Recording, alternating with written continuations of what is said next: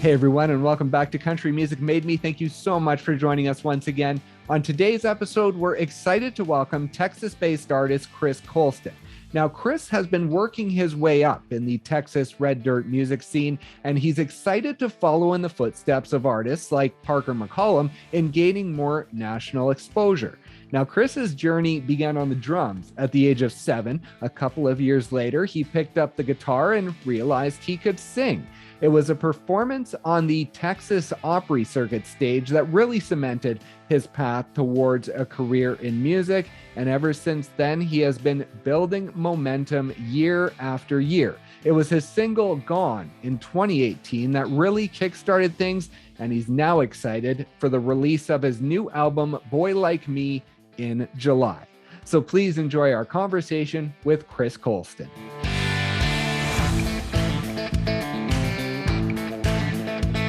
It sort of started when you were 7, but I wanted to talk about before that because it was your stepdad who first got you into drumming at 7.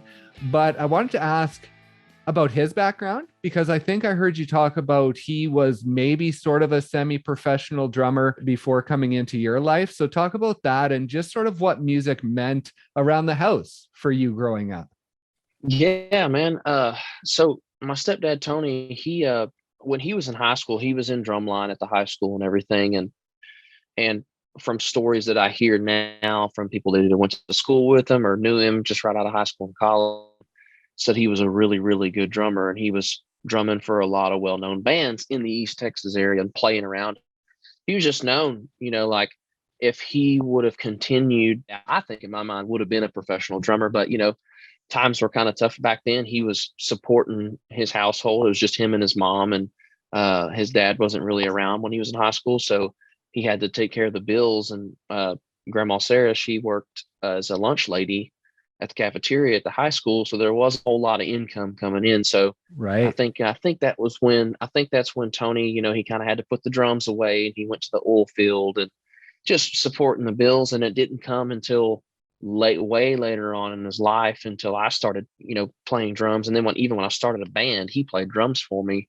The first 2 years I started playing gigs. So that was a cool experience. Right. And have you co-written with him before? Has he been a co-writer with you along this journey? Yeah. We wrote, actually put out, I don't even know if you can find it anymore. I'm not even sure, but we wrote a song. He had an idea called Blacktop Gospel. And I remember, looking back now, it's like, oh my God, why did I put that song? But then it was like, man, this is great. Like, it kind of put us on a little bit of a whatever tiny map, I guess you would say. And that's kind of how we got started. He always has a notepad. He writes down ideas if he was at work we'd try to collab every now and then and write some songs. And so, yeah, we wrote one for sure that I put out, maybe 2. It's been a long time. He's talented in a lot of ways for sure.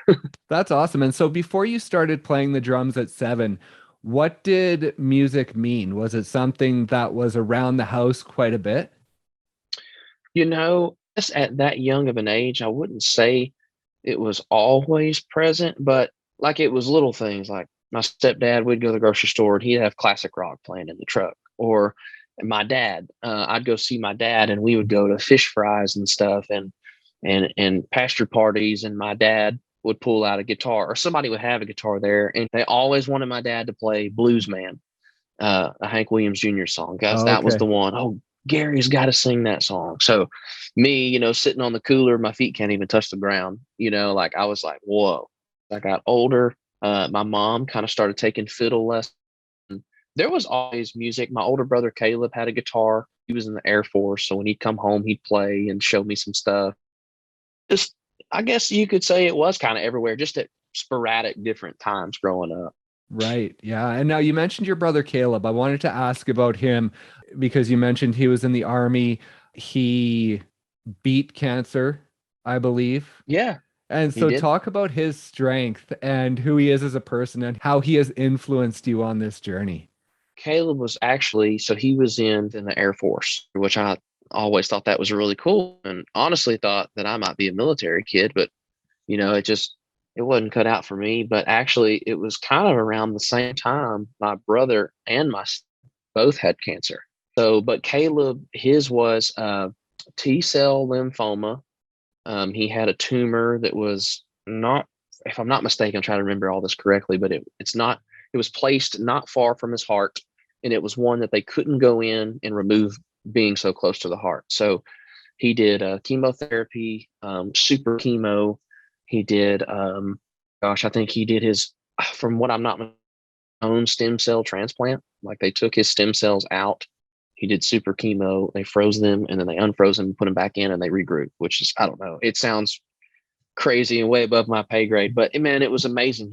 He was an absolute miracle. Like there's no way that he should have lived through that, and he shouldn't have gone through that at the age he's not, but 36 or 37 now.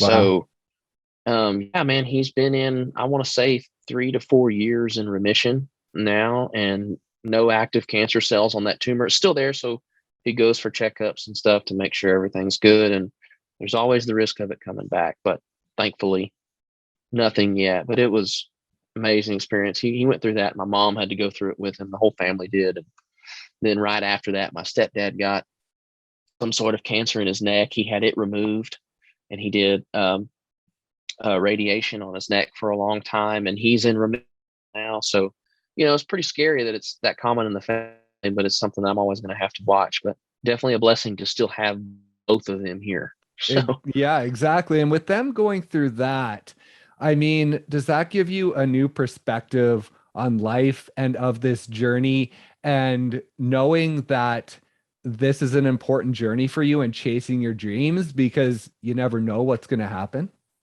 yeah, man, like especially, I mean, I'm 26, so I still consider myself young, but going through stuff like that and seeing people you love go through that, it makes you really focus on, okay, what's important here? Like you can get tied up and invested in your, this is all I do. I talk about it, I write songs, I play shows, but then you go through something and you're like, maybe you for a second stop worrying so much about what's going on in your career, and focus on family and stuff like that. And to really change my perspective, lifestyle wise, and or because it was a regular Monday or a regular Tuesday when, mom came home and told us like it could change tomorrow, to be thankful for a lot, man. With music sort of being around the house growing up and having it in the car and stuff. So when you jumped on the drums at 7, was it something that you felt a connection to, or was it just something to do because your stepdad wanted you to do it? Yeah, I think I was just really excited because my stepdad did it and I was taking lessons from his original teacher. And Oh, wow. so I showed up, or I did a handful of lessons, and he was like, hey, this kid, he's pretty good. I mean, for his age, what he's doing is pretty good. So eventually a couple lessons went by and I came home and there was a set upstairs, like a brand new drum set. And I remember Oh, being wow. so excited. And I'm like, this is so cool. So they'd send me home with songs and I put on the earphones, and listen to the songs and play along. I just did it for so many years, and that transferred into high. So then I was on drumline, and I loved every bit of it. You went from the drums, and then your dad is actually a guitarist, right? And so he sort of see that musicality within you and think, oh, hey, he's into music, he should also pick up the guitar? Yeah, I don't know. I think, dad definitely, like, he taught me a couple of songs, same 3 or 4 songs that he'd play. And then I learned them really quick. He was like, hey, you're pretty dang good at that. Would you, be interested in, instead of doing drums, I mean, you could do both, but would you be interested in trying to take some guitar lessons? And I was like, yeah, I guess. You know what I mean? Like if good at it, we might as well try it, because I had the rhythm naturally built in from playing drums. Right, yeah. So rhythm wise wasn't a difficult thing for me to learn, hardly at all. It was just the chords. So then I started taking, guitar over from there.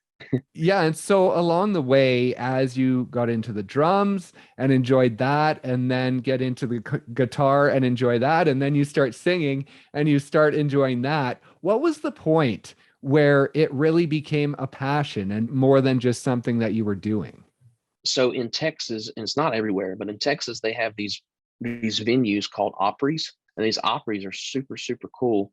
And they play every night, and you go up and you can try out during the day, and you can go up, sing a couple, it's all songs, and they send you a list beforehand. And anyway, you try to learn that song. And if you sing good and they think, oh, it's okay. Yeah, we'll give you a show. Okay, you're going to come play these 2 songs on November 17th, Saturday for Gladewater Opry show. That's where I started, is at Gladewater. And I did, and I went up, and it was a huge deal. Like, I just remember it being like, oh my God, it has a show. And really, it was just singing 2 cover songs. I think I sang my first audition, I sang In Color by Me Johnson. And I think my second song was Seminole Wind by John Anderson. So super country songs. Anyway, where it kind of convinced me was when I showed the whole town came and packed the whole place out. And then they have a little tip jar at the front. So they would come, everybody. Anyway, I ended up making like $200 in one that night. And so I remember getting in my truck, was driving home going, I just made money doing that. Like, I could be on to something. From there on, man, those Opries, I'd play the whole Opry circuit and then created my own band. And then it just crazy process. It's awesome. And were you 16 when you hit the Opry stage? Yeah, I had to have been 16. Yeah, because I remember driving myself home that night. Oh, okay. In my Toyota Tacoma by myself. And I called my mom. I was like, Mom, I made $200. And I was like, I think this is what I want to do. So we talked about the next day in the kitchen. I said, I don't think I'll go to college and do that, which was fine. My parents, they never went to college, and they said, look, if you're going to do it, you're going to hit it hard and work hard at it. And I was like, absolutely. If I don't have to go to college, I'm in. And gone to this day, I'm still supporting myself. So I would say that I'm on the right track. I saw you talk about your friend getting the keys to the youth group area at the local church, and you guys going into jam, and Jason Aldean's The Truth being a song that really connected with you. Now, was that before hitting the Opry stage? That actually, man, you're digging deep. You got the good info. Yeah, that's some stuff I'm forgetting about. Yeah, that was, to be honest with you, that was before the Opry days, man. My buddy Cameron Fulp, his dad was a pastor, and Cameron was a great drummer and great steel guitar player too. And then my buddy Riley, playing guitar for me now. We were all buddies, just grew up in the same town. And he's like, hey, let's go to church in jam. So Cameron drums, Riley playing guitar. So I'll try to sing. I know this Jason Aldean song. We're like, let's play it. And I remember like the chorus hitting, and I froze. And I was like, holy smokes, I haven't felt that like ever before. And that feeling, it went away. And I told Mom about it. And it just snowballed. That I forgot that. And it was awesome. Right. And now I wanted to ask you about your first guitar. I think it was your first guitar, the one that you bought anyways, the 1951 Epiphone acoustic guitar. You have the neck tattooed on your arm, I believe. There, if you can see it. There it is. Yep. And so I wanted to ask you about that guitar and what it meant to you then when you were able to buy it, and what it means to you now. Oh, when was that? I want to say my stepdad took me birthday or something. I can't remember, but I remember walking into this little guitar shop in Hawkins, Texas, where my grandparents are from. And we walked in. I wanted a jumbo body guitar because I'm kind of a tall guy, and a small guitar on me just looks kind of funny. So I wanted a bigger body guitar to take up more of that room. And I liked that deeper sound because my voice is naturally just lower. It was up on the shelf right next to one of Elvis's stand-up basses, the stand-up bass that he used time on tour, his bass player. Oh, wow. And it was a jumbo body, and it looked cool. And I was like, oh, that's cool. That's before Gibson owned them and started telling me all this stuff about it. And so I'll bring it down. He said, you can play it. And dude, he brought it down. I tuned it, and it sounded like there was brand new strings on it. Those strings have been on there for years. I just looked at him. I said, can I hear this with brand new strings on it? And they put brand new strings on it. And I was like, we have to have this guitar. And it's been all over the world with me, the United States. I mean, it's been from New York City to the beaches of Mexico. And I retired it off the road just because I was worried something was going to happen to it, or somebody's going to steal it. But I pick at it at the house, and it still sounds better than any guitar really I've ever played. It's still the best one. It's just that old 1950s wood that's had that time to age. So, like I said, I told my wife never to get rid of it. And how cool is that to have a guitar that stays with you? Like even your new guitar now, is it something that you're going to carry with you for the next 10 or 15 years so that when you're playing on stage, you have something that really means something to you? I think so. Yeah, I'm like that. Like I'm very particular about what guitars I get and what I play and what it sounds like. And the one I have now, I mean, I found it for a sweet deal. It was a one owner kind of deal. I mean, I look at guitars like I do cars. Like I'm going to buy one that's just going to be the most reliable and the best sound, best looking, best sounding, and so yeah, I'll probably keep it for a very, very long time. Right. Yeah. And now along this journey, you talk about singing at the church space and then going on to the Opry stage. And then I saw that you played at the Country Music Hall of Fame in Carthage and you won fan favorite during that performance. And that was another time where like, oh, wow, I can do this. And so was there a point where it really hit you that this is what I want my career to be? And then did you sort of understand what the steps were going to be to make this happen? Oh man, no, I don't think I knew anything at all. I think all I needed to do was get on a stage in front of people wherever I could and just try to remember everything my vocal coaches told me and my guitar teachers told me and just tried to do my thing, as much as I could. And I don't really think I knew what I was in for, but I'm thankful, like I said, to cross those certain people and those certain stages and certain instances in my life where, they all added up to what I'm doing now. Every process, every bit of it, every show I played, every contest in Carthage or radio contest or playing this coffee shop, so and so was sitting there and they got me a gig here, and that's how I met so and so. And it's all, one of my favorite things. Of course, I got a long way to go. I'm not near where I want to be yet, and a lot of work to go. But I remember there's a documentary about the Eagles, and Joe Walsh he said, when you're in it, it feels like a bunch of random events just crashing into each other. But when you look back, when you're done, it's a perfectly crafted novel. And that's exactly how I feel about everything that's happened in my life. It's just always been just meet this person, this show, boom, boom, boom, boom, boom. Keep just kind of slowly growing, and that's kind of how I want to stay. Slow ride, Right. all Yeah. the way up. I don't want to come down fast. I just want to keep riding that roller coaster as long as I can. I don't want to get off yet. That's right. And this novel that you're living, do you find that you're able to take it in at the time? Or is it something that it's always looking back on and realizing, oh, wow, that happened, or I did this, or this is where I've gotten to in my career? Yeah, it's, I think I don't think about it as much as I should, because, there's times on the road where you get down and you get sad, like, man, why didn't we play for more people? Or, what's the deal? What's going on? Like, what do I need to do different? And then you got to realize, man, 5 years ago, you wouldn't even be thinking about what you're doing right now. Like you'd be praying for what you're doing right now. You always want more. And I don't think that'll ever stop for me. I'll always want to get to a bigger stage. I'll always want to get to selling out shows, and then I want to go to the amphitheaters and the stadiums, and then whatever comes after that. Like it's just, you always want more. And I don't think I'll ever feel like I've made it, until something just ridiculous happens. And then you got to continue to work after that. Because what I've learned is you cannot let up in the music business. You cannot take your foot off the gas because somebody will come. My stepdad says somebody come right behind you and stomp you right in the mud and not think twice about it. So it's a dog eat dog game, but I love it. Yeah. Is it a dangerous game though? Because, like you say, like, when do you know you've made it? When are you happy with where you are in your career? Do you think there's ever a time where that happens? I think there will be once I get there, but I think everybody also judges their own amount of success on their own scale. Like to me, being successful in the music business, would be making X amount of dollars a year and having a nice house and a big patch of land and a farm that my family can hunt on, raise kids on, so that's my thing. Whereas others might be, selling out Madison Square Garden 3 nights in a row, which obviously that's a goal of mine too.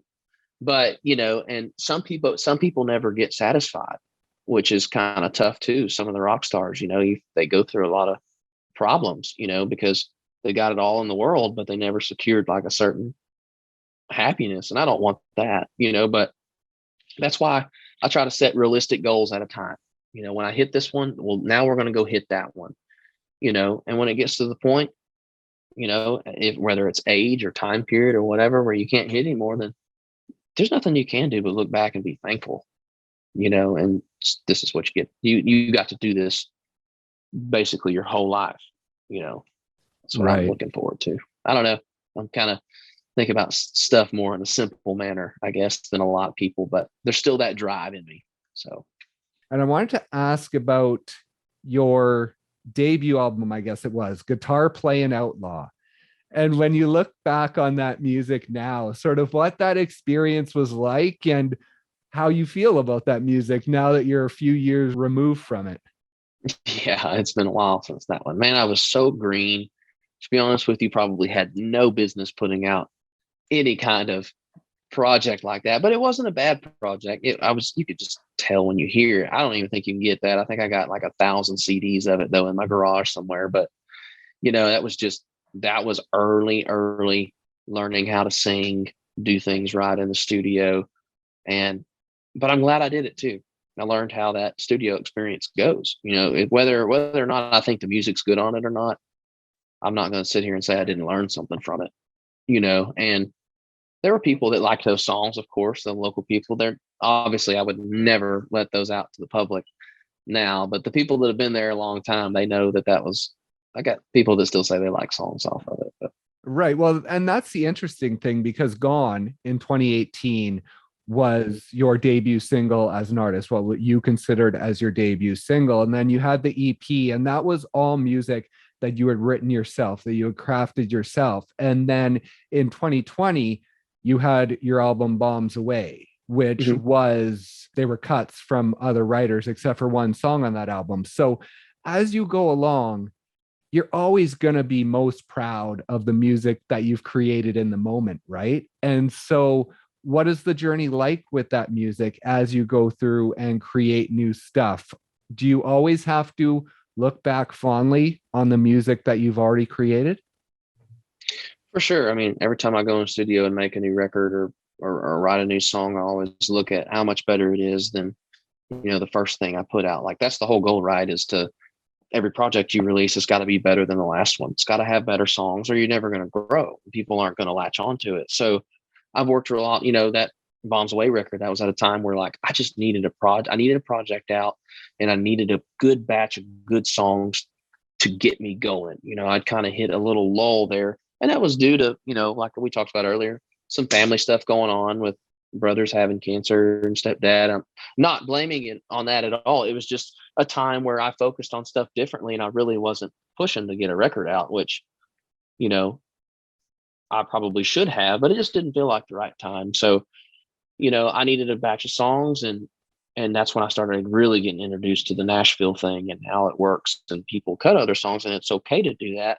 And now this new record I got coming out, I was a co-writer on almost half of all of them. So I'm getting back that confidence of actually being a writer and being part of the creation of it. So that's exciting. Right. And what has that transition been like to more of the Nashville scene? Because I've heard you talk about it before, and I've talked to Parker McCollum about that transition. Yeah. And it's not an easy thing to do. Like, not a lot of artists do it. And so is it something that it is a difficult transition, or is it just the fact that maybe not many Texas artists actually try to make the transition? Man, I think it's both. And going back, to what you said, Parker McCollum's a guy that I look up to a lot. I mean, when he was in the Texas scene, I got to open some shows for him, and we get a chance to talk every once in a blue moon. And I always admired how hard he worked. How he's gotten to the point that he's gotten. I mean, he started out, you talked to him, like he started out in Texas, just kind of like I did, and he started, he went and made his own records and wrote his own songs and built his own fan bases and got to the point where, he kind of had the ball in his court to take it to another level. And when he did, now look at what he's doing. I mean, it's truly inspiring, because on the second part of what you said, he's a guy from Texas and he's making it happen nationally. And I think you're right. I think maybe some guys just don't, they want to play Texas and they want to be in the red dirt scene. That's fine. I mean, there's those guys out there, they make a lot of money and make a really good living and have beautiful families. and they're always going to do that. And I just think for me, I kind of wanted to do, you know, what Parker was doing and what Pat Green did back in the day and Granger Smith. Like I just kind of wanted to try. I'm in the process of trying to expand, and maybe hopefully, you know, Lord willing, I can get that national notoriety and just make it even bigger. You know, I got a long way to go. Still got to build a fan base, and still got to play in Texas. I'm not talking about leaving Texas, because these people are so loyal. Like you do that, you're just gonna piss everybody off. Right. Yeah. You know? So I'm gonna still continue to build in Texas, but I'm really gonna work on, you know, trying to expand nationally, and like I said, follow in the footsteps of those guys, because they set the tone. And if they can do it, and I think, you know, anybody puts their mind to it, I think you can too. And what was the transition like to co-writing? Because you have written basically by yourself in the past, and that's sort of the way it's done within the Texas scene. So when you moved over to more of the co-writing in Nashville, what was that transition like for you? Man, it was nerve-wracking at first, because you know, I didn't want to say anything that was dumb, you know, or like, these guys have been doing this their whole lives. They do it every single day, sometimes 3 times a day. So these guys are professional songwriters, and I'm this kid from Texas who's trying to be a star, you know? And Right. so I'm like, look, you need to go in with a level head and just listen. You know, I'm a listener. If I'm in a room, I'll sit back. I won't say much usually. I'll watch and wait for my time to speak, kind of thing. And so it was nerve-wracking at first, but then I got into these rooms that I had a lot in common with these people. These guys are from a small town like me. Okay, they like to hunt and fish. They're from Georgia. Well, I'm from Texas, and I think just running into good people and having so much in common, then we could write about anything. And it was like, oh, cool. I click with these guys. Let's write a song, you know. And then you come out of the room and you're like, wow, we got a good song today. Okay, this is pretty dang cool. This is how this works. You know, I've never considered myself a great songwriter by myself. So, you know, they always say 2 heads are better than one. And especially when you get in a room with 3 writers, hell, some guys even get in there with 4 writers. And some people, I think when you realize that sometimes other people, you can accept that other people have better ideas or good ideas, in my opinion, the best song wins. So I always like to be a part of, you know, going off of what they had to say in the room, you know, and that took a while for me to get that way. I always thought, oh, I'm the songwriter, and I let go of that and I started getting better songs. So Right. it's a fun process. I love it. And how does it change in the recording process? Because obviously, if you write a song, you're very attached to that song and you can easily put emotion behind it. But when you moved into more of the cut world and recording other people's songs, was it different in the studio in having to maybe dig a little deeper to bring out that emotion within the song? Absolutely. 100%. Like if I was going to go in the studio and cut an outside song, I would have really had to like that song the very first time I heard it. There was never, you know, an iffy, I don't know if we should or not. If I liked it and it was me 100% and it explained who I was all in. I could find the emotion. I'd have to go over the lyrics. I'd learn these songs sometimes months at a time before I even stepped in the studio to make sure that I'm going to sell this the right way, especially if I'm not writing it, you know. And it's, you know, you're doing something right when people don't know the difference whether you wrote it or not. You know, it's like they love it. And I don't think they really care, you know, a lot. You know, they don't look too deep. Some people do, like, oh, you know, he cut an outside song or he didn't write it. Yeah, well, a lot of people don't care anymore. They're just like, you know, look at George Strait. You know, I Yeah. think he might have written one of his 60 number ones, and Garth Brooks and everybody, Cody Johnson, you know, he writes a lot of his stuff, but he also cuts a lot of stuff, you know, and I think it's becoming more accepted as the days get older, which is good, because when you don't consider yourself a fantastic songwriter, well, it's cool because you can go in the room with people that are, and they'll make you a better songwriter. So it's a fun game. Since I've never really gotten to talk about it like that too. So that's pretty neat. That's awesome. And one person we have to talk about is Koe Wetzel. Now, your relationship with him, you are very tight, and you've been with him basically ever since the beginning before he blew up. And so, what has that relationship been like, and how important has it been for you in your growth as an artist? Oh man. That's a great question. Yeah, there's so many great things I have to say about Koe, because I tell people all the time. I mean, if I hadn't have met Koe and we hadn't have done a couple of shows early on, like you said, in his career, um, I probably wouldn't have a social media following. I wouldn't have got to play more than half of the places that I've gotten to tour all over the United States with him.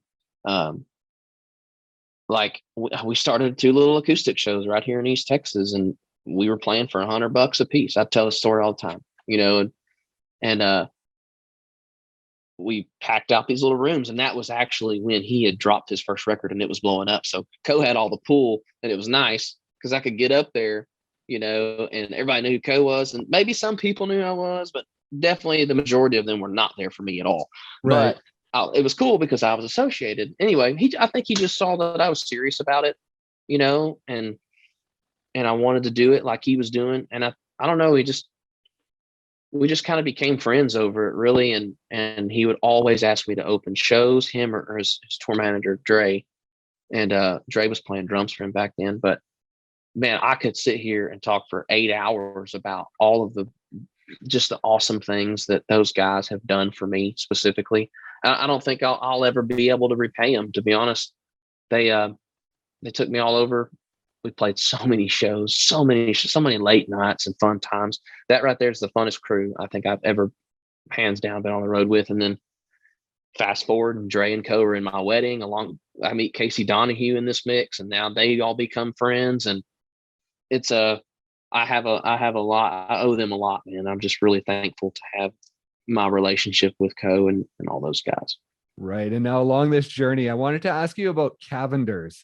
It's a store in Texas that you would go to growing up to get all your sort of back to school stuff. And recently your merch has been within the store. Now, those full circle moments, what do those mean for you along this journey? Oh yeah, that was crazy. Yeah, walking into Cavenders and seeing your merch on their rack, it's funny. I always thought to me, it's like, man, ain't nobody gonna come in here and buy this shirt. I don't even know who this is. You know what I mean? But like, I just remember like going into Cavenders and checking out all the Texas country shirts they had. I'm like, oh, Kevin Fowler and cross Canadian Ragweed, and there's a Randy Rogers shirt. I got to have that one. And it was cool. And then you saw them in Buc-ee's and stuff like that. And so, yeah, it was a full circle moment. It was pretty cool. And believe it or not, I think we sold a few here and there. I don't think it was a huge win, but regardless, it looked cool, and it was nice to walk into that store and say, hey, that's me. And Randy Rogers, he took you on under his management team. Now, what did that mean? Not only getting a manager, but to have it be someone that is so ingrained in the Texas music scene, and I mean, probably one of your heroes, to have him approach you to do that. Oh man, absolutely. I remember I was on the road and I was super down, just about what I was doing. Musicians always have these insecurities in their head. Oh my God, Absolutely. what am I doing? Is this ever going to work? And I was filling up my van, and I got a text message from a random number. It said, hey, Chris, this is Randy Rogers here. I'd like to talk to you about management. And I was like, what? You know what I mean? Like, this ain't real. So I called my mom. I was like, hey, Mom, I just got this message. She's like, well, answer it, whether it's fake or not. Like, just see if it's a real deal. Sure enough, he called me. And that's another reason I have to shout out Parker, man. Randy said that he was asking Parker who he thought, would be another person to take on, because Parker was getting so big at the time. He needed to go to a even bigger management and have them take over for his success. And right.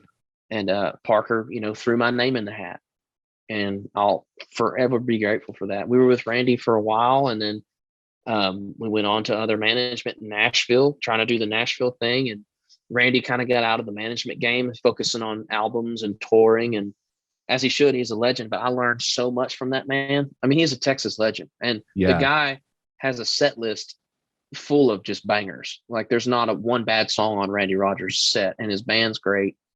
And got to travel all over with him, him being manager and open these shows for Randy Rogers. It's just something that you dream about in Texas as a musician, and I'll forever be thankful. Randy always had a saying he told Parker and told me, and it was be great and be gone.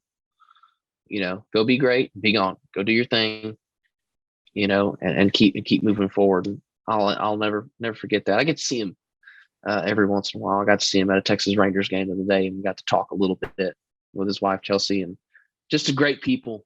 I have nothing but great things to say about all of those guys I run across, because they don't, like I said, they don't even have to be nice.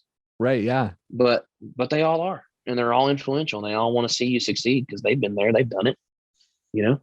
Yeah. So And now your family, your stepdad, your dad, your mom, you talked about them saying, you don't have to go to college, you don't have to go to university, you can chase this music career, we'll be behind you. How important has their support been throughout this journey and continue to be as you move forward? oh man, just having supportive parents is huge. Like, there's not a lot of people that have that at all. And my mom and my stepdad have been all in 100% since day one, never asked any questions. My mom has said, this is what you're supposed to be doing. I have that feeling, and you shouldn't be doing anything else. And having that, not a lot of people have that. And I'm just super thankful to have them, for sure. And now moving into your new album, Boy Like Me, July 29th, I believe, is the release date. Take us through the creation of this album. You mentioned about how half the album you're a co-writer on. So are these songs that were developed over the last little bit? Oh yeah, for sure. This has been a project that's been in the works for probably 18 months or so. And yeah, man, there was some songs, I like I said earlier, I found my niche of writers that I really like to write with, and we wrote some good ones that are on the record together. And then some of them are from those writers that I've cut songs before. I've built relationships with them. They just sent me a song that's just better than the one I wrote. So I'm like, God, I have to cut that, man. Like, I have to put that on the record. So I think on this record, there's 9 songs total I co-wrote. I was a writer on 4 of them, and the other ones were outside cuts that I just love so much. And I think my next project is going to be, I'm going to try to be a writer on everything. But like I said, it's just a slow process for me and growing as a writer. But man, this record is definitely, quality wise, it's the best one I've done. Song wise, hands down, in my opinion, it's the best one I've done. I really focused on my voice too on this record. I'm really, really proud of it. There's some songs, some serious songs. There's some party songs. There's some breakup songs. There's a little bit of everything on it. There's a song about my little girl on there, Boy Like Me. That's about my little girl that just came. And there's a lot of Chris Colston, like who I am as a person on it. And I feel like that's all you can do, man. Is just put out a record that's you 100% and hope it sticks, and I'll be happy with it at the end of the day because I know it's me, regardless of what happens. And I think finding that happiness in it too is a huge deal. Absolutely. And the journey with your music, I think I saw you mention that you've had these songs in your truck speakers for the past like year and a half. And there's still a couple of months until it's released. So what is that journey like with your music of having it for so long before the album is released? Do you really have to keep the mindset of being excited for the music after it's released and not right away looking to the next music because you've been living with this music for so long? Yeah, it's hard. It's like I've heard them a million times by now. So you kind of get worn out from them for a little bit, but then you're like, when you release it and hopefully, a couple will start hitting or the whole record hits, and it's doing really well. That's when I get excited. But that's also kind of what you said is like, okay, now that this is doing well, let's get back in the studio. Let's get back to writing, and let's go ahead and follow this up. And I think staying ahead is the key, and just continuing to have the material ready to rock. Because so while this is hitting, is while you're growing your shows, and it's all, now people are really starting to figure you out. And then once it hits, and then bam, you put out something else, and that just adds on to it. And it just eventually you snowball enough where you just take off down the hill, and that's the goal. But yes, it is hard. It is hard to sometimes to stay excited about the songs that you've listened to for the past year, and you're just now getting to put them out. But you have to remember too, a year from now, people are going to hear those songs for the first time. Oh my God, I heard this guy. This came across my playlist, and it's like, oh my God, the song came out forever ago, but that's just part of it. It's exciting. It's exciting for sure. That's awesome. And tell me about your wife. She is a musical person as well. I think she sings just as well as you do. She went to Berklee College of Music and graduated from there. And so what has it been like to have her along this journey with you? Man, first off, she sings way better than I do. Like, it's not even close. She has the natural ability. I had to work at it a little bit, but man, it's been awesome. Peyton and I met back when she had a choir scholarship at a little junior college here in Tyler, and we met at a country bar. We used to country dance on Thursday nights, and Thursday nights were college night. And I go up there. She walked in. It was kind of like a fairy tale story, to be honest with you. I hate to sound so cheesy, but she walked in. I asked her to dance, and we started talking while we were dancing, and said she was a music major, and I was like, all right, I'm in for sure. And starts telling me, and I think she sang a little bit while we were dancing or something. I was like, oh my God, she can actually sing. She's not just saying that. And it's been amazing, man. She's so supportive. We've been through a lot of ups and downs together with me being in the music business. She's never wavered. She's never asked me to get another job. She's never asked me to do something else. She's been front row at the shows with a beer in her hand, singing. She's been nothing but supportive, because I think she comes from a music background and she gets it. She knows how hard it is. And man, she's a superhero, because when I'm gone for a week or 2 weeks at a time, she's back home by herself. Now it's even harder too, because we got a little one, but we make it work. We've always made it work, and she's always supported me. And that's really rare nowadays to find somebody like that. So yeah, I'm thankful for her for sure. She's the best. That's awesome. And one last thing, just along this journey, 2018 was sort of the moment you hit. Like I say, Gone was sort of considered your debut single. Now, we lost a couple of years within that. And so just within the couple of years that you've actually had a chance to be out there sharing your music, how proud are you of how far you've been able to come? Man, I'm super excited. I don't think like I said earlier, I don't think I'll ever be satisfied with how far I've come. I will be happy, like, oh my God, you did that years ago. But like I said, I'm always searching for more. I'm always like, okay, we're here now.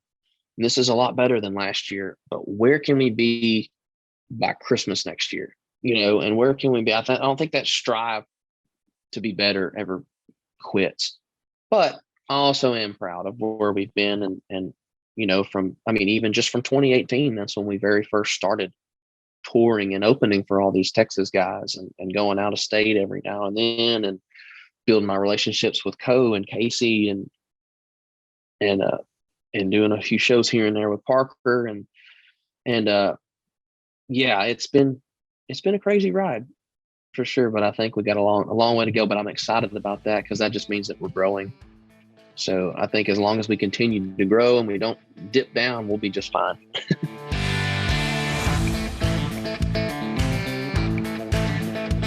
Thank you once again so much for listening. And thank you to Chris for stopping by and sharing his story. Be sure to check out his latest album that is out now, Bombs Away, and keep an eye out for his new album, Boy Like Me, at the end of July. Please also be sure to check out our website, countrymusicmademe.com. There you can listen to all of our episodes and also sign up for our newsletter to receive exclusive content and stay up to date on all of our upcoming guests. Just head over to countrymusicmademe.com and hit that subscribe button. You can also find us on any streaming platform, so if streaming is your thing, just head over to your favorite, search Country Music Made Me, give us a follow, and maybe even leave us a review if you enjoyed today's episode.